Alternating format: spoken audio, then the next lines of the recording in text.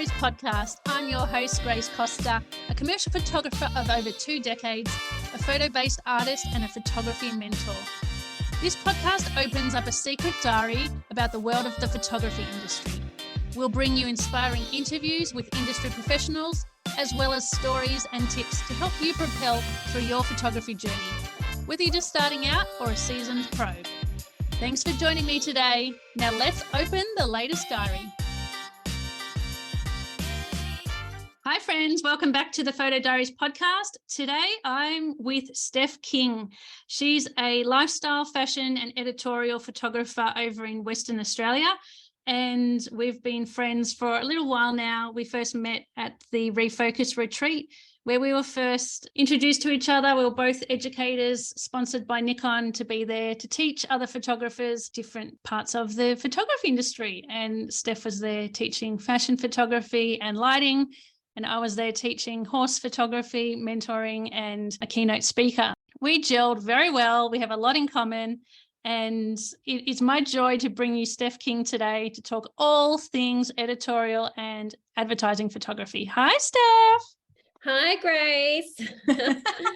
How are you? I'm very well. I'm excited for this chat. There's so much I want to know about the way you work, the type of work you do, what your business entails. And I've also got some audience questions that have been sent through. Oh, that's exciting. Yeah, we've had a few interested people wanting to know about fashion photography and beauty and other things that you do.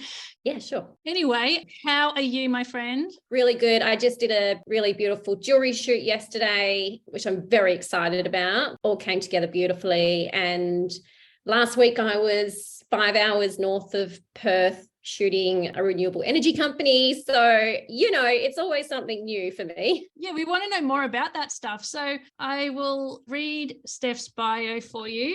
So Stef, you've worked with some amazing brands that we would know of. Disney to start with, Apple, Financial Review. Yeah. Huge names out there, a lot of celebrities because you work with a lot of models as well. So I think the caliber of your work is at a very, very high standard that a lot of photographers don't get to engage with. So we want to ask you all the ins and outs of how you got there and what you do and how you get these clients and things like that. So tell everyone how you got started in photography. Are you qualified? Did you train or are you self-taught? I started when I left high school. I went straight into an advanced diploma of applied science, 3-year degree at West Australian Metro TAFE, I think it's called. Can't remember nowadays. And that was really my starting point. That was shooting film back in those days. So, yes, here. Yeah, the first year was a lot of film processing, fine art, lots of alternative, film, for Polaroid lifts and all those fun things that we used to do. And then also they were just touching on digital photography, was just coming in when I was studying. And so it was great. I think it was the third year that things sort of clicked for me. And I thought, okay, yeah, I kind of getting my head around this. I started working with, I was interested in fashion. I've always sort of loved my Vogue magazines growing up. I had an old camera that I used to go and take photos of flowers and things in the backyard. And, we had horses. So we used to go out on my horse and take pictures and then take photos of my horses and, all those random things that you used to do. And then I sort of when I was in third year TAFE, I started working with young West Australian designers as part of my end of year portfolio. Oh, yeah. Yeah. So that really kind of opened some doors and started meetings with some makeup artists. And it's a great way if you're a young photographer to connect in that and you want to work in fashion is reach out to young people around you, that are doing the exact same thing. Reach out to young fashion designers, young fashion brands, influencers, models, you kind of come up and grow together. And then you can make some really beautiful connections and teams that you could work with for years and years afterwards. And especially if somebody's starting out in modeling and then they get a gig and that the client is looking for a photographer or, talking about other photographers in their networks, they drop your name, you might be the next photographer chosen to work with them. Totally, 100%. You look at this amazing shot that I just did with this young photographer, and that is very much how it works in that industry. So then from there, I started my own business and I was assisting at the same time. So I was shooting a lot of young fashion brands, shooting a lot with the modeling agency, doing a lot of paid model testing, they called it, like a test shoot, which is where the young model comes in and does a few shots, and that's their start of their portfolio. So lots and lots of that. And then it just sort of evolved from there. And now obviously working more with larger brands, advertising agencies, lots of different things like that. Amazing. What a wonderful career you've had. And so you've always stayed in the fashion and beauty industry. Has it started to evolve now? Are you doing more editorial work, advertising work? How is it changing now for you? I shoot a lot more editorial feature work, and sometimes there's a fashion element to that and sometimes there's not.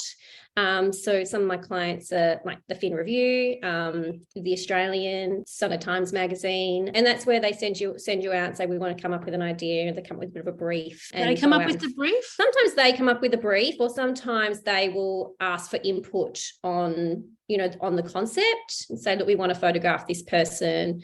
What do you think? Have you got a bit of an idea? What's a great, and then I try and get a bit more backstory about who it is they're photographing. And that gives me a bit of a, ideas to start thinking about how to photograph that person to tell that story that they're trying to tell in the magazine. Then, larger campaigns for jewelry or fashion clients, and then also a lot of lifestyle work for advertising agencies, which is a bit more, it's called sort of lifestyle, where it's not so much fashion focused. It's more advertising and life focused, I guess, Yeah. So explain it to somebody who doesn't know exactly the difference between lifestyle photography and editorial photography, or is it the same thing?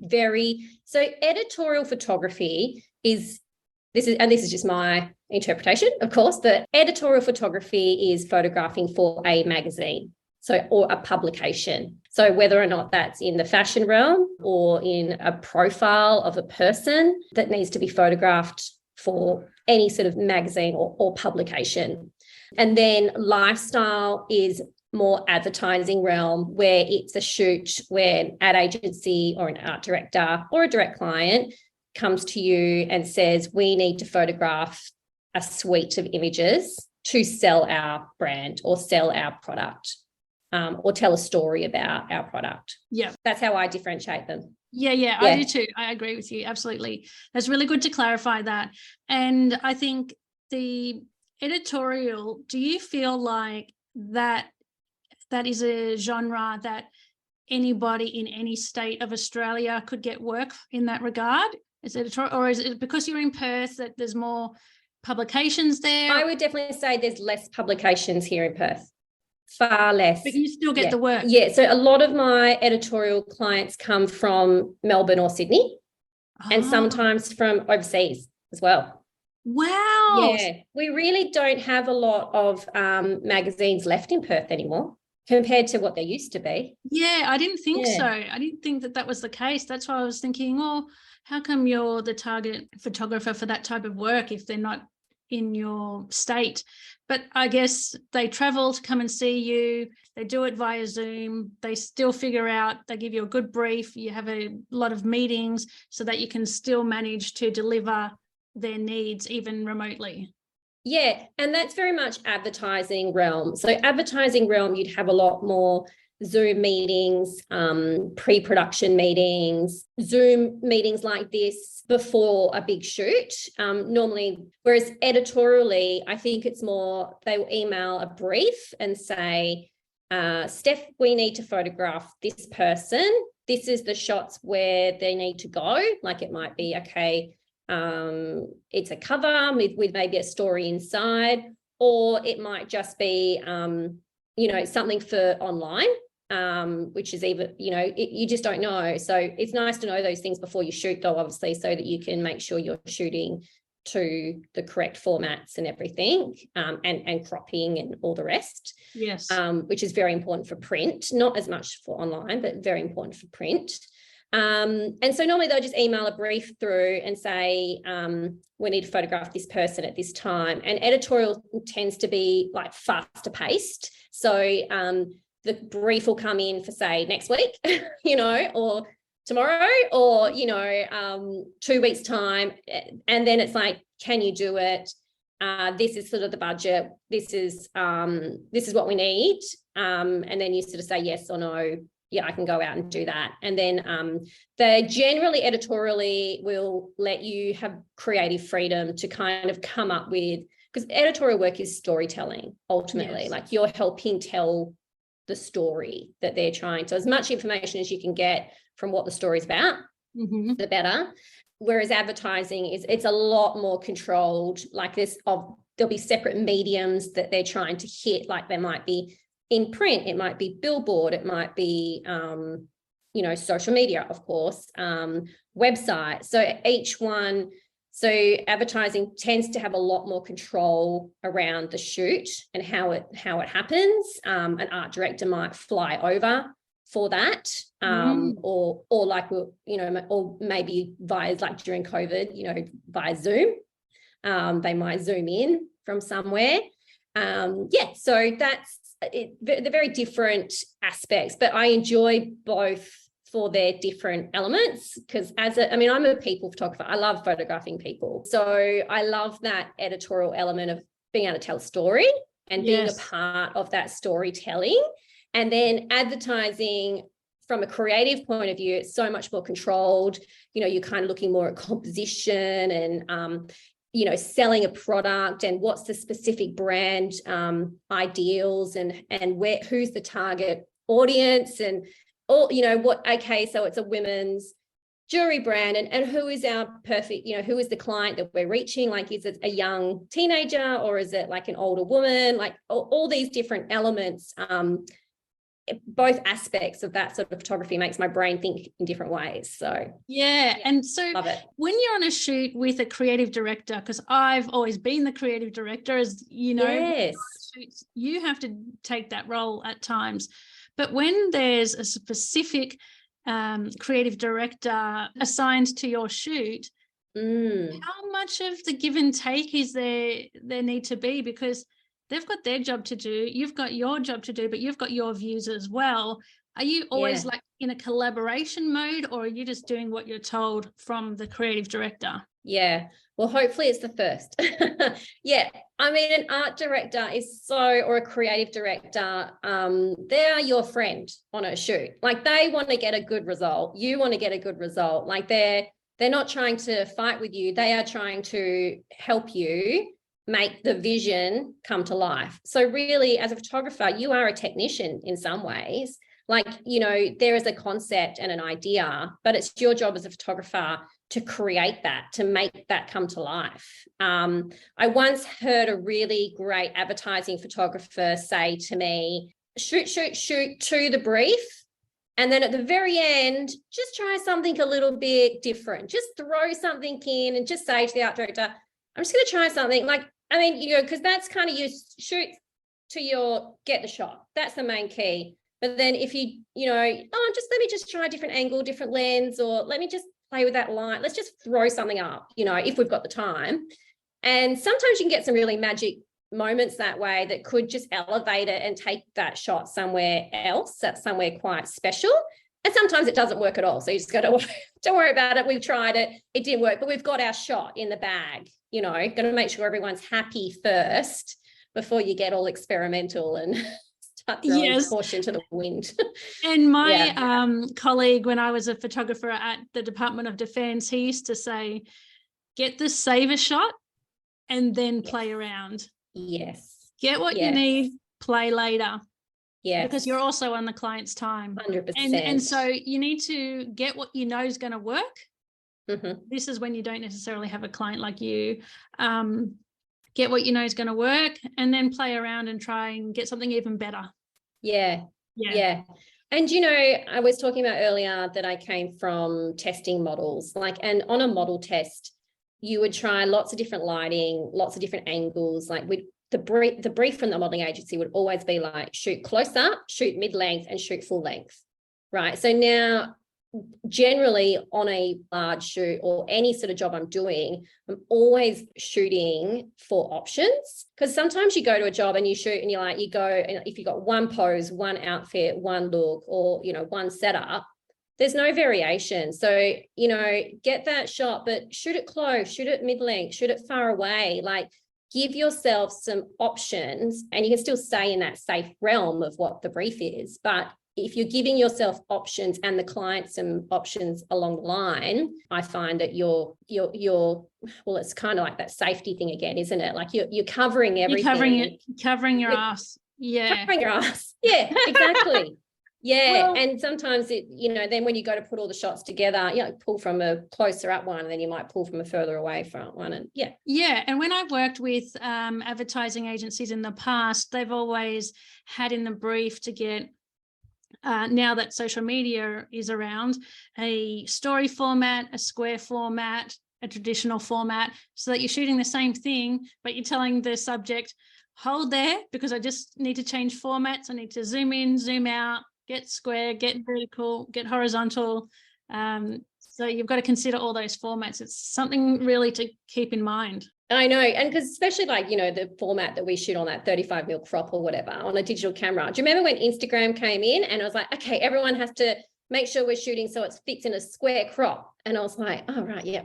And then, okay, make sure it all fits in an 8x10 crop, and it's like rectangle turning into a crop, your whole image changes. Yep, that's it. But if you're not shooting for that, like say if you're like a billboard or something is so long and skinny, or even a web banner is long and skinny. So you need to make sure when you're shooting that make sure you've got space so that can be cropped, to meet those requirements. So, and that is why it's really important to find out what those requirements are before you have the shoot, before the shoot takes place, so that you can be absolutely. Yeah. That's a really good tip. I shoot a lot for business websites, and so I'm always thinking the banner image, but the banner, sometimes in certain locations there's not enough width to get that long and skinny. Yes. So I find that one the most difficult to get. Yeah, the banner's hard. The weird shape. It's not our friend. No.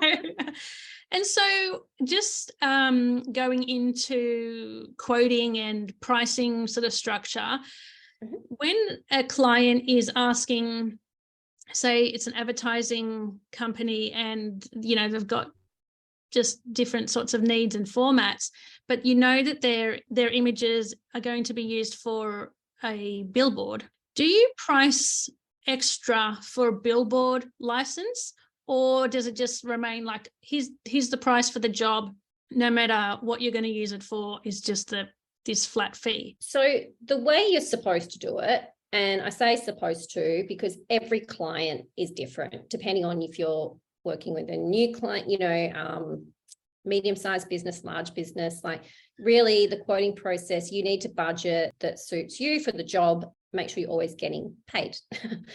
So really you should be quoting, say, a day rate or a half day rate or an hourly rate, plus equipment costs, plus your post-production fees, however you structure that, depending on who you are, what you shoot. Like for me, I charge per image, so per retouching per image. Mm-hmm. And are you retouching yourself? I do, and I also have a couple of retouchers that work for me. Yes. Who are freelance, and I engage them to retouch my work. And then on top of, say, your shoot fees, and then there might be production fees, travel fees, all of that is basically how much you charge for your work as a photographer. And then on top of that, there's something called usage.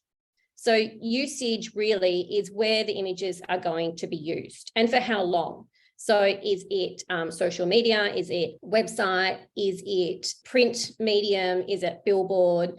And then you have something called a territory. So whereabouts is it that it's going to be used? So is it West Australian only, or is it Canberra only, or is it Australia wide, or is it global? And then you have a duration, and then how long an image is going to be used for. Like normally for me, I have a standard 12-month usage fee. A lot of clients will ask for 2 years, or, you know, I have one client that has a 5-year usage fee. That's how long they want to be able to use the images for. And they normally engage me every 2 or 3 years anyway to shoot new images. Okay. That's kind of their workflow. And then you have like in perpetuity, whereas basically they're saying we want to have the images to do what we want with. We're basically where you're handing over your copyright and letting that company or client use the images for however long, wherever they want to. Wow. And yeah. I would imagine that's really hard to price in perpetuity model. Yeah, it is. There is rules and reasons for it, and a photography rep would be able to answer this much better than me, or a photography agent, because this is what they do every day. But, you know, maybe in the show notes, we can add some links. There's a couple of great websites that you can go to that help you work out kind of sort of roughly what sort of usage you should be charging based on what your requirements are. It's one of the big what are the big stock agencies called? Adobe Stock, Unsplash, Wirestock. What's the big one? Getty Images? Yeah. Yes. So if you go into Getty and you go into there and you can look up an image and kind of find where you want to, and it kind of it kind of lays down like a usage rule. And then you can kind of take that and maybe it's a really good educational process to help you learn more about how usage and the terminology and everything like that. Yeah, great. That's a great tip, Steph. Thanks for that. Just on that as well, usage is really tricky for photographers to work out. I find it's one of the biggest thing that advertising photographers, how much do I charge for usage? Like, how long's a piece of string? Like, what? There is like a few external production, like you can use a producer. And a producer is someone that basically, like if you're a photographer and you've not done this before and you have a big client contact you and you are like, oh my God, I have no idea how to price this, you know? Yes. You can engage like an external producer and they will help you price up the job. They can also, help you like price up your team, like a makeup artist, a stylist. They can bundle it all in and also help you with your usage so that then that producer takes that and they also can liaison with the client for you. So there is those sorts of options out there if you don't have a photography rep or something like that to do it for you. Yeah. Okay. That's interesting. I don't think anyone on this side of Australia that I know of in my network, we've ever talked about a producer working with a producer. So that's really interesting to hear about. It's quite common in the advertising realm to have, there's always a producer on a shoot, whether or not it's from the client end or your end. So I've got a couple I work with here in WA all the time. So say if I've got a client wants to come over from overseas and shoot here, even things like getting location permits, so you got to ring the council and you got to get location permits. And, sometimes you have to do that like 4 weeks out from when you want to shoot. Like it's, you got to be organized. But they'll take care of it for you, will they? A producer will take care of that for you. Basically, a producer, their role is to pull all the team together, get all the permits, they can organize flights if the client needs them, accommodation, travel, like do you need a van for these people to get around everywhere? All that sort of stuff a producer does and helps you do. So then you can focus on getting, doing what you do is the photography part, Yeah. That's beautiful. Oh, I want to work that way. It's very handy. Yeah. Yes. I mean, even trying to get a location permit, they've already got the connections too with the people who to speak to, like at the council. So they're like, sure, I'll just email Sue at council of whatever and, done. Easy. It's very helpful and very handy to have someone like that on your side when you need them. So when it comes to delivering images to your advertising and editorial clients, will you deliver a gallery for them to view the images and they select what they need, say 4 or 5 shots, or will you give them everything from the shoot, or is it just one image that you're hired to produce for them? How does it work on your end? Generally, like 80-90% of my work, I will put it all into Capture One, process everything. I'll do a cull, get rid of everything I don't like. And then I will upload like watermark proofs to the client. You can make that selection as little or as large as you like. And just low res, watermarked proofs. Sometimes if it's an art director I know and trust, I'll send a larger file size, like a medium JPEG. I mean, nobody, if you know that they only want 4 or 5 images in the end, and you're not doing a delivery of high-res, like a lot of high-res JPEGs, there's no point sending them all the proofs as like 40 megabyte files. No. Just send them a medium-sized JPEG, because all it is takes time to download them, go through them all. So normally I'll do that, and then they'll come back with what images need to be edited. And then I'll do that, whether or not it's skin retouching or whatever the post-production, like color grading or anything that needs to happen. And then I'll do that. And then I will send them back the high-res TIFFs and JPEGs. And when you've delivered a finished product, you've done all the retouching, has there been any moments where a client has come back and said, you've over-retouched? I wouldn't ever say to me over retouch, because I'm not an over retoucher. Like, I'm quite gentle-handed. Yes. It's more probably things like, say if it's a job where there's like, we're really aiming for a hero image, normally I'll be working with my retoucher, and the process will be that it'll come back and forth in editing stages. Mm-hmm. So, like, for instance, the shoot I just did for Disney, and we can share that for anyone who wants to see. It was for the Disney 100 concert that's showing right now in Sydney, Queensland, and Perth. I think it's showing. Beautiful portraits you did. I saw it. I saw the campaign. Yeah. And so we did some great product stills as well, where we photographed a shell, and we photographed a whole heap of different, sort of like a chandelier. We had some old books. So pulling on all those classic Disney concepts. We had a Jimmy Choo shoe, which I loved. And then we also had a glass slipper that Disney gave us. I wondered if that was real. It was real. Gorgeous. You cannot put your foot in it. Like, it's really fat glass. Like, it does not fit a foot. It's but it was so pretty. And like roses. We had a little Aladdin lamp, which I don't even know where that was found. That was amazing. And so those elements, as well as we photographed the cast members who were performing. So going into that shoot, I flew over to Sydney for that one. We had a videographer with us on the day. I was shooting stills. So we picked a beautiful purpley blue background colour that we had painted for the shoot. So that was the background set that we shot on, because we knew for video we needed it to be some sort of Disney close to the colour that we wanted feeling, but also knowing that the still images were going to have a background placed into them. So we knew that the colour was actually going to transition away from what we were shooting on, but we needed to make sure we had a starting point specifically as well for the videographer, so that when the videos came through, it would still feel connected to the still images, visually.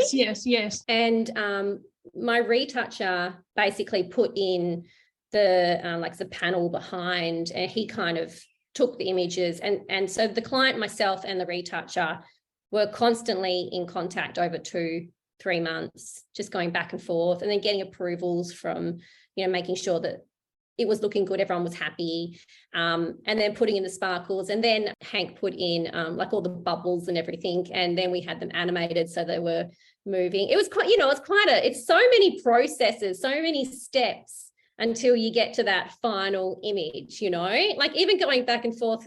Oh, this color's not quite right. Let's make it 2% more blue, or let's make it 2% more purple, or let's get that skin tone. Should they be warmer? Should they be cooler? Like retouching, there's just so much, that goes back and forth in post-production. Yeah. Yeah, because you're creating a finished piece of art. Correct. Yeah. So they're treating it like that, right? Every little element counts. The little fine details, it all count. Yeah. Even like, what's the sparkles going to look like? Are they going to look like specular, or are they going to look like this, or are they going, how are they going to move in animation? Like, all these things. It's like, wow, fascinating. It's quite fun. Sometimes I'm like, okay, you guys work it out. You're just nailing it. Yeah. So yeah. You are a master of light, and if anybody wants to learn from Stef, she is the person to teach you how to use lighting.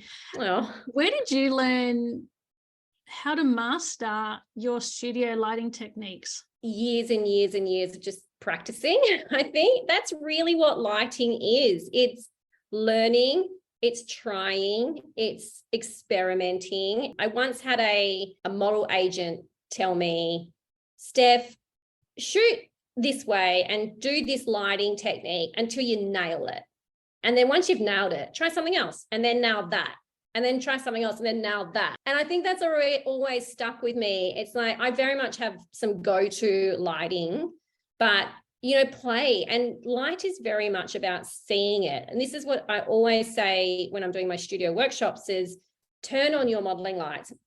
Make sure you can see what the light is doing. And then if you're seeing it fall on the face, and then change it completely the other way, or go from a side light to a front light, put some whiteboards in or put a blackboard in and have a good look at your camera and see what's the difference and what do you like. Like there's no right or wrong answer, but what works for you. Like put a gel in here, experiment, like put a hair light in, use one light and then add another light and then add another light, like just see what works for you, take a light away. And that's sort of learning. I think if you're starting out as a photographer and you want to master studio lighting, that is the way to do it. Even if you book a studio that has lighting, book it for a day, like once a month, and then go in and just play and experiment. Like that is the only way to learn anything, right?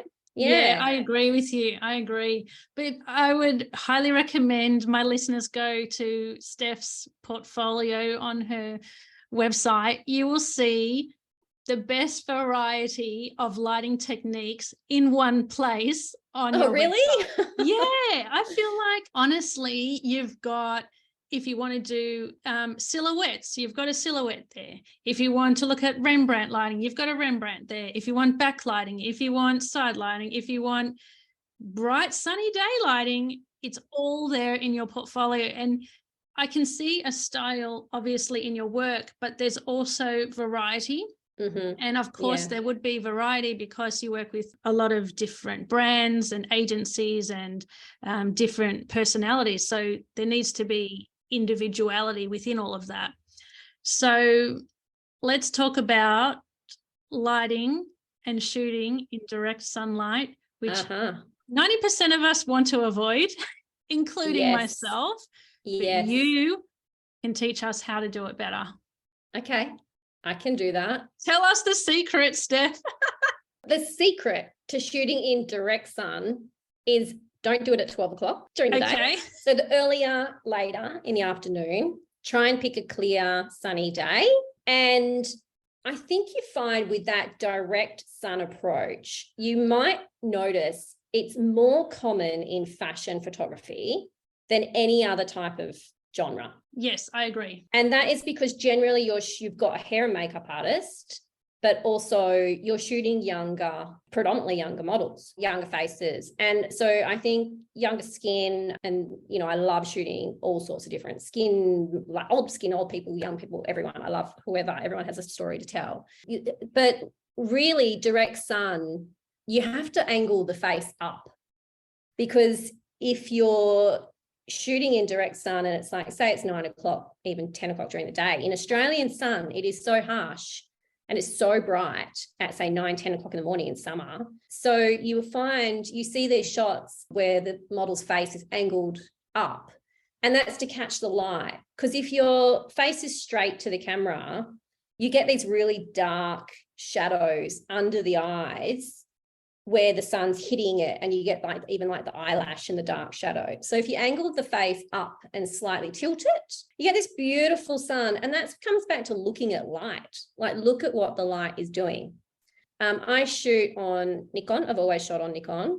So for me, aperture priority in sun, and then dial down your exposure by like a third or a seventh of a stop, takes that highlight away. Because when you're shooting bright sun, you do tend to get hot spots and blowout of skin tone. Yes. So if you dial down like a stop up, or under just third or a seventh, then just cuts back that highlight from blowing out as well. So the other way to do it, if you're shooting outside, so that's one technique of shooting like fashion or whatever out in the middle of the sun, angle up. And you notice if you go look at all fashion magazines and they're shooting outside, often the face is up a little bit. It's kind of, I don't know, it kind of gives that bit of attitude or something. But, you know, yes. Even like laughing, smiling up to the sun can be really beautiful, like for a beauty campaign or something like that. The other technique I would say for if you want to shoot, say you're sent out to shoot a portrait and it's a really sunny day, again, try and go as early or as late in the day. Just do yourself a favor, makes life so much easier.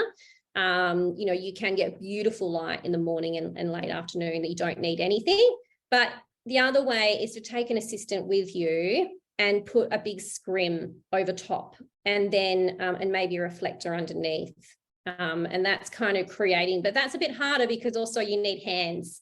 You need someone to hold things, you know, It's not as easy. Or take a strobe, take a flash, you know, and then you can literally duplicate that sun by using a flash. And I guess with a flash, then you can kind of, you know, power it up really high. So it's overpowering the sun. You might get a really dark blue sky behind or something, but you can then direct where you want that light to come from so that it overpowers. But I still find even like if it's really, really, really sunny in Perth and we have a flash like on as high as it can go, like 100%, it's still sometimes not enough to cut out the sun because the sun is so bright here. Yeah, intense. Yeah, so I think that's why you find we do tend to avoid that lunchtime shooting because it's just it's not flattering for anyone. No, nobody wants that. No one needs that. Speaking of now taking our direction into equipment, seeing as we're talking about flashes, do you use speed lights? I don't. I didn't think so. I own one speed light. Yeah. I've never seen you use a speed light. And I thought, I wonder why you don't. Okay. Because you use electrons. Sometimes I think I really need a speed light for what I'm doing right now, but I need to go. Yeah, I do love the Pro Photo speed light with the little diffuser on the front. I think they're beautiful. Yes, they're cute. They're nice to use. Yeah, I need to go get one of them. But generally, I use my strobes. So I have Elinchrom the 500 kit where I take it out on location and I use them a lot on everywhere. And I've got the Elinchrom 1, which is quite a small light as well. So that's great to take into like an office building, or if you're doing like a shoot where you just need to kind of be really portable, like your assistant can literally carry that around and then you kind of put it wherever you need to go. And so that sort of lighting, I prefer than speed light on camera flash. Like it just feels it's just a bit softer, and then you can kind of direct it a little bit, a little bit more directional, I guess, rather than being front on flash. Yeah. And you can put your modifiers on strobes as well, lots of different modifiers. What is your go-to modifier? An Opta softbox, so the roundish ones, not the square ones or the long skinny ones.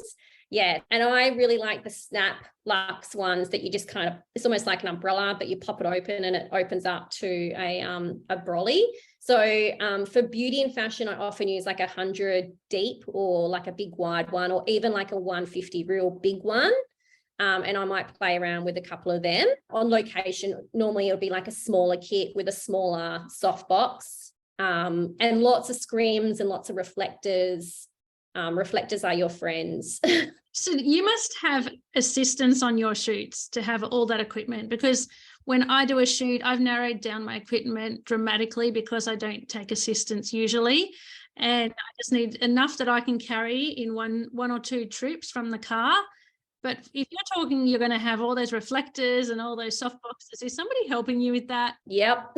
You need help. You really do. Like if you're going to, definitely. And it does take a tribe. Like if you're doing a shoot, like I find even with fashion and, like you have your makeup artist, you have your stylist, you have, your assistant with you.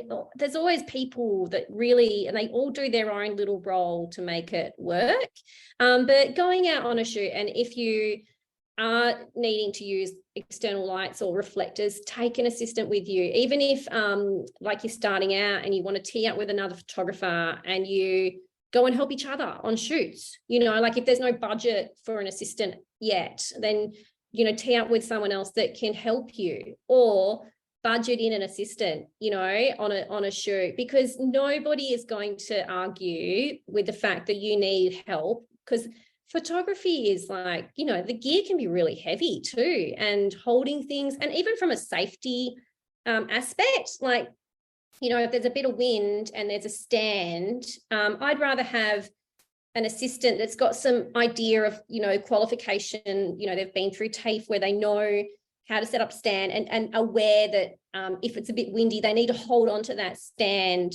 And I'd rather have someone on my, helping me do that than rely on the client, say, to hold it or something like that, because that's not fair, because they've got other things that they need to be keeping an eye on, and they want to see the pictures coming through and all the rest. So having an assistant, and, just budget it in so that, no one's ever going to say, no, you can't have an assistant. I just think it's, I agree. It's just, it's a necessity sometimes. So, but totally depending on what you're shooting. Like sometimes there's loads of shoots that I do, say that I will just go out on my own and shoot. Like if I know that I need to meet like an athlete somewhere, and it's, beautiful golden hour light, and I'm just shooting with me and my camera. Like I don't need anyone else there. It's just me and the subject that I'm taking a photo of. That's beautiful and fun and free. I love shooting like that. Like I don't always need all the gear.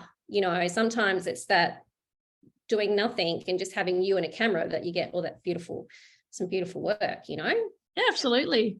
And speaking of not having hands on board, some horse shoots I've done, I'm in a small breezeway in the stable, and I've got this massive soft box on a stand, and a gust of wind, or the horse is moving and knocks over the lighting stand and freaks him out, and it makes a mess, it ruins the light, and etc. etc. So I've gone to many horse shoots where I haven't had an assistant, and I'm like, you know what, this is making life so much harder. I'm trying to move the light, I'm trying to photograph the horse, I'm trying to stay in the same spot so I know my focal length, I'm not changing it. You're thinking about so many different directions, and if you just had somebody to hold the light, that's one less thing off your mind. Yes, and you can focus on getting the shot, Yeah. Okay, next horse shoot, you can take someone with you. I'm taking you, Steph. You're flying. Okay.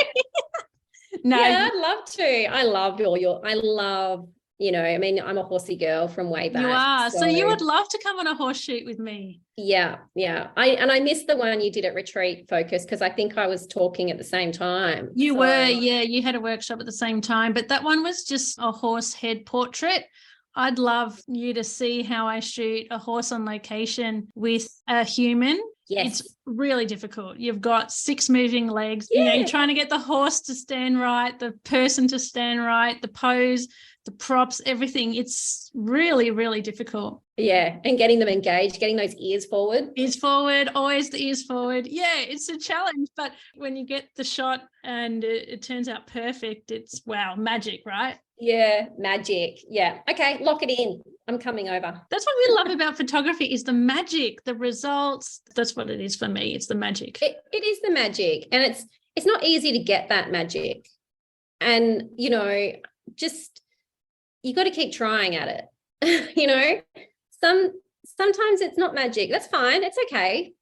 But then sometimes it is magic, and that's when you really go, oh yeah, I really love this medium, because it's the risk in it's not easy to make something magical from it, so it's a challenge. And I think the fact that it's still a challenge for you and I over 20 years in the industry, it keeps us going, because it's not easy. I agree. So, and it's in like any creative field. I think there's always, it's not easy to work in a creative field, like there's so much you always have to do. Like you've got to run your own business, and you have to be creative, think creative. You've got all the gear, like the technical side of things, or the editing. Like it's, it's not for the faint-hearted. No. But we love it, and we're suckers for punishment, so we keep going. Yes. And you spend a bit of time, especially in the last few years, building your creative portfolio outside of commercial paid work. So you've been entering competitions as well, and you were a finalist in the National Photographic Portrait Prize. Yes. And you released a series or two, was it last year or the year before, of your personal projects. What have you done with that work? Are you selling it anywhere, or what's the end product turned out to be? Yeah, that's really interesting. I'm definitely not selling it anywhere. Unlike yourself, I've never been successful in selling my artwork. So I often, I think really the way I've always made money as a photographer is having my camera in my hand, really is shooting. But my personal work really, it's shooting stuff that I love, so that I'm passionate about, and finding ideas and projects that I'm passionate about. And two, it's also a way to show clients potentially what you're really good at. Like, potentially a great idea and bringing those ideas to life. And I think that's the value of shooting personal work for an advertising photographer, because then, because advertising people are creative people as well. So they want to be inspired by your work. So that's where personal shoots and personal projects, they go, oh, that's cool. Like, that could be a really cool concept for this client or something, Yeah, I think that's probably the commercial aspect of why you potentially could shoot personal projects. But also it's for the love of it. I think I'm always loving, always wanting to shoot some sort of photography for myself, so that's where that comes in. It re-sparks your heart and your energy for photography, and because you're doing it in your own time, in your own way, it allows you to explore your imagination in ways without the pressure of clients. Absolutely, that's it, nailed it. Yeah. And I remember going to so many workshops as a young photographer, and the photographers I would listen to on stage always shared their personal work and shared with us the importance of creating personal work to get client work. Mm-hmm. Because you're showcasing who you are as a person. Your personal work is inside of you.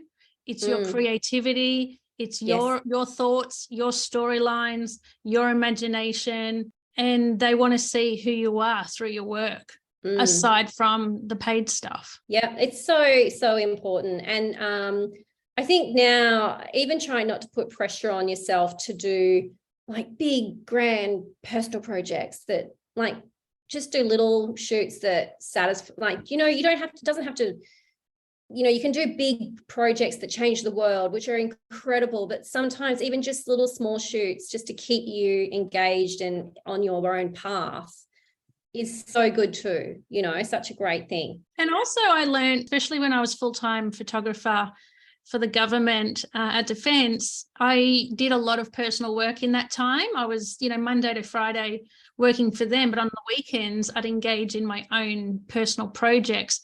And that informed new techniques that I could then bring into my paid work. Yeah. It just refreshes ideas. Yeah, so important, and it is a juggle. I mean, I'm a mom. I've got, two girls, one's teenager, one's, a little bit younger.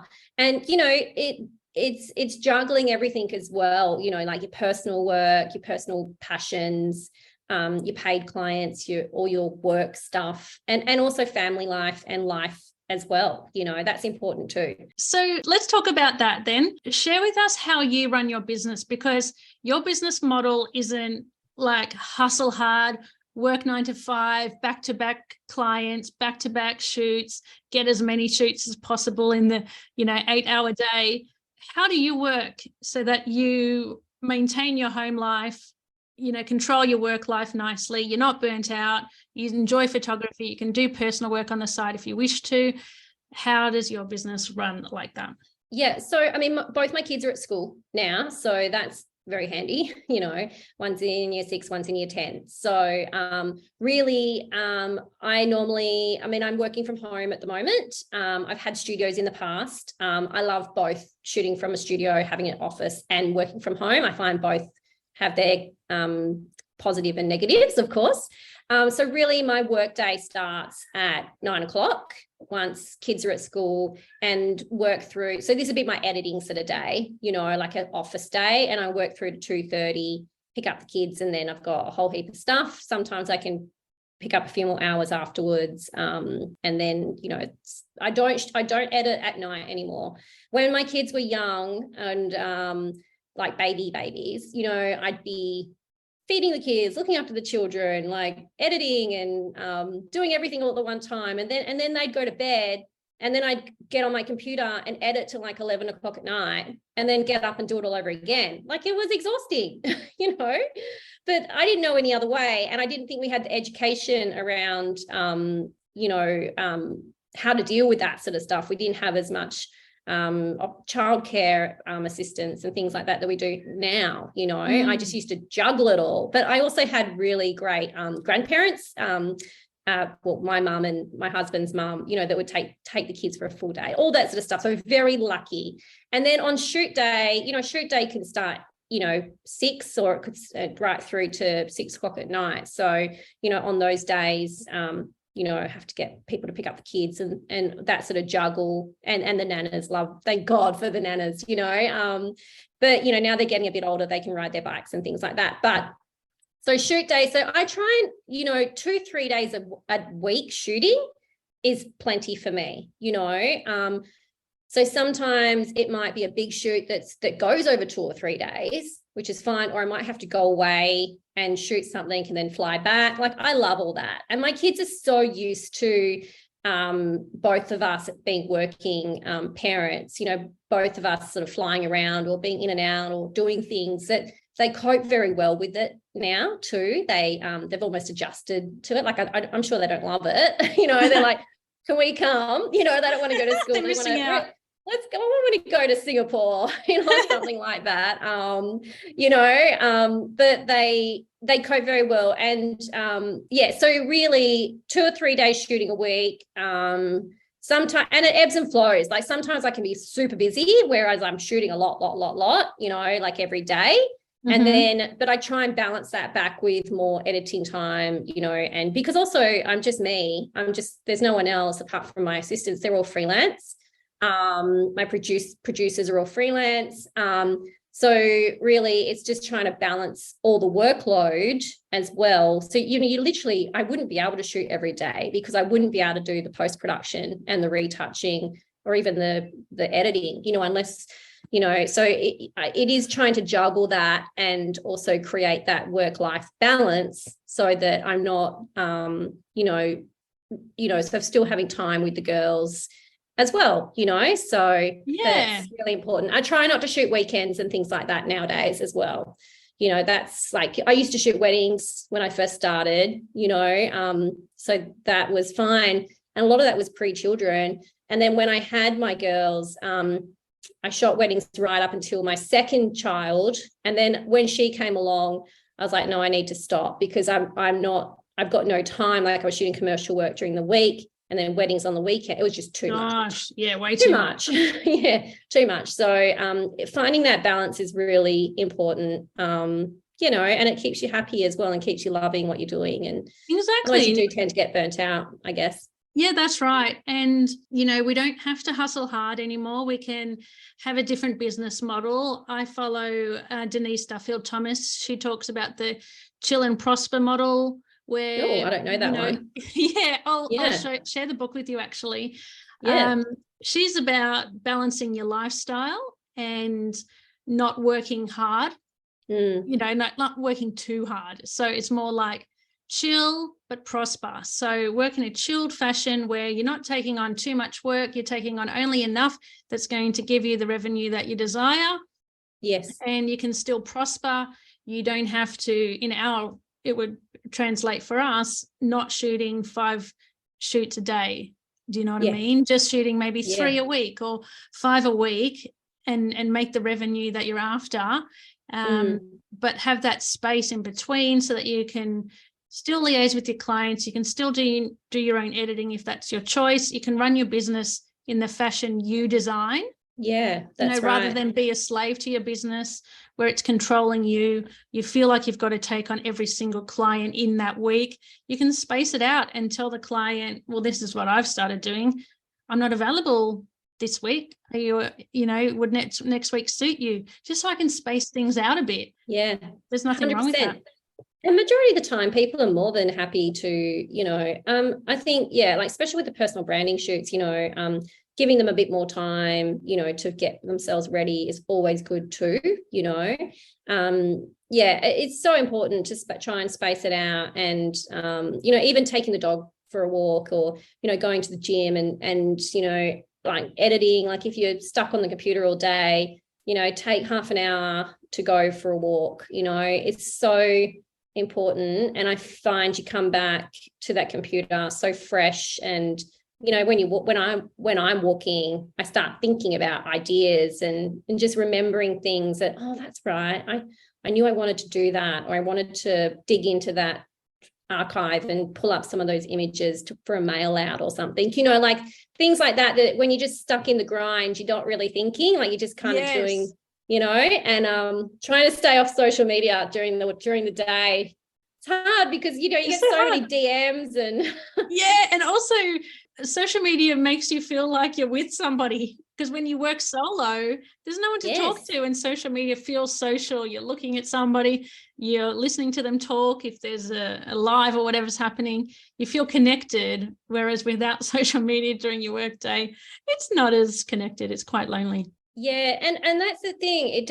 It is, photographers, like we're very solo beings, doing our own thing, and I'd probably say, like, there is so many online community groups now, and in-person groups that meet up. Like, no matter what sort of photography you're doing, you can find your tribe.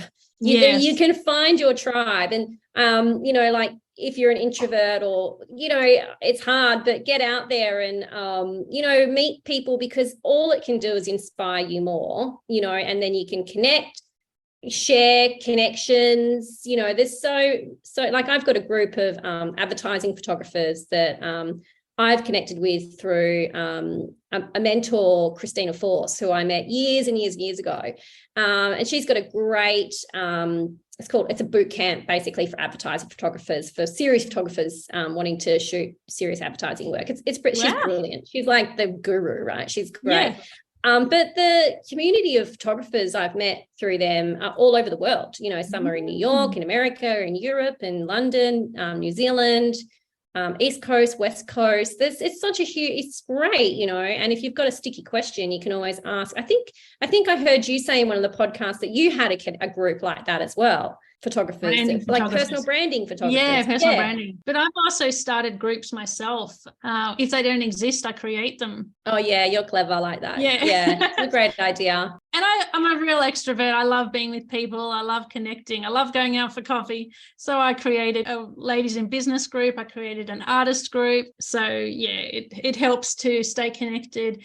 And, even with our relationship with other photographers we've met at conferences and events, you can call on them if you've got a sticky situation about a client or about a quoting situation. They're always going to be there for you to just bounce the ideas off and help you through. Or like you say, just to have a chat. Yeah, just have a chat. So can we now go to marketing your business? What sort of strategies have you used in the past, or are you currently using to market your business? Being in Western Australia, it's a bit of a remote area. But how do you build on that and ensure clients are coming to you on a regular basis? Yeah, it's tricky. And I know we talk about work-life balance, but sometimes you do have to hustle. The hustle is real, and don't be afraid to, sometimes in a positive way, try and get out there and connect with people that you want to work with.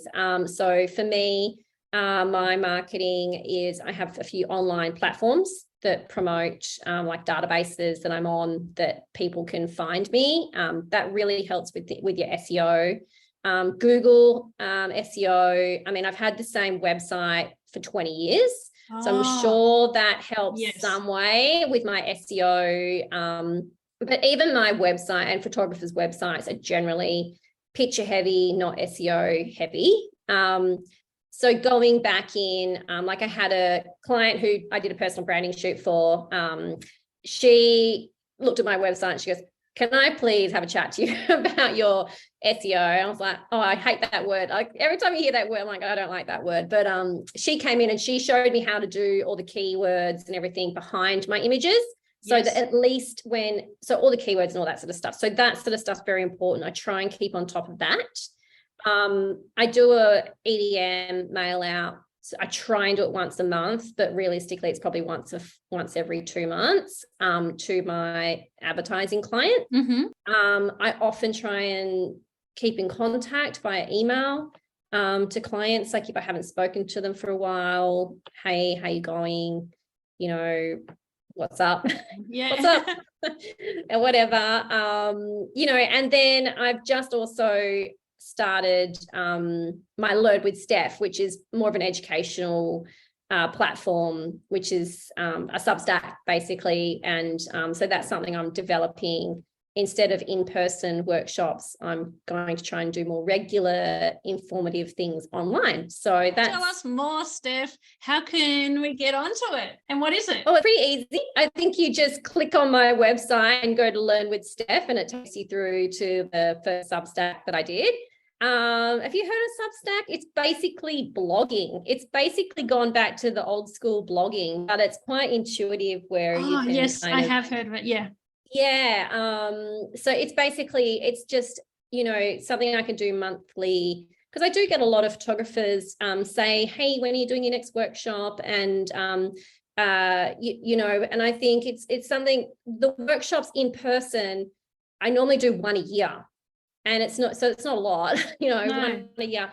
And I normally do it at the beginning of the year when I'm quite quiet, and then life and business gets super busy, and then I don't have time to do in-person workshops. So this is a way that I can stay connected, you know, to other photographers, and hopefully share some of the experiences I've had, and you know, like lighting techniques will probably be a big thing, you know, mainly that I do on the Learn with Stef, that, you know, will hopefully maybe connect with some other photographers and give some guidance, you know, from what I've learned over the years doing what I do. So that's really it. You know, it was just one of those things. I'm like, I'm going to do this. And, you know, I've had the idea for quite a few years now. So I finally launched it. And at the moment, it's all quite written, and obviously it'll just evolve from there, like maybe some interviews, maybe some video content from behind the scenes of shoots and things like that. So, yeah, I'd love to see some video behind the scenes.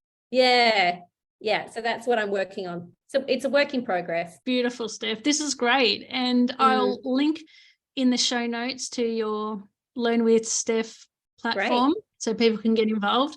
But yeah, I think it's a shame you're not doing more in-person events. I wish you could do one in Canberra. Me too. Maybe I'll create something, because I had a chat with AZO the other day, because I'm an affiliate with them. Oh, yeah. And I was talking about creating more industry events where there's workshops, there's suppliers, there's, you know, the events we used to go to with Nikon back in the day. I don't know if you used to go to them, but with AIPP, there was heaps of, you know, events Australian like that. Institute of Professional Photographers, if everyone doesn't know, that's sort of dissolved now. Yes. We've got a West Australian one now that's started up, that's quite similar to AIPP in a way, but it's just West Australian based. So that's nice that's around here in WA.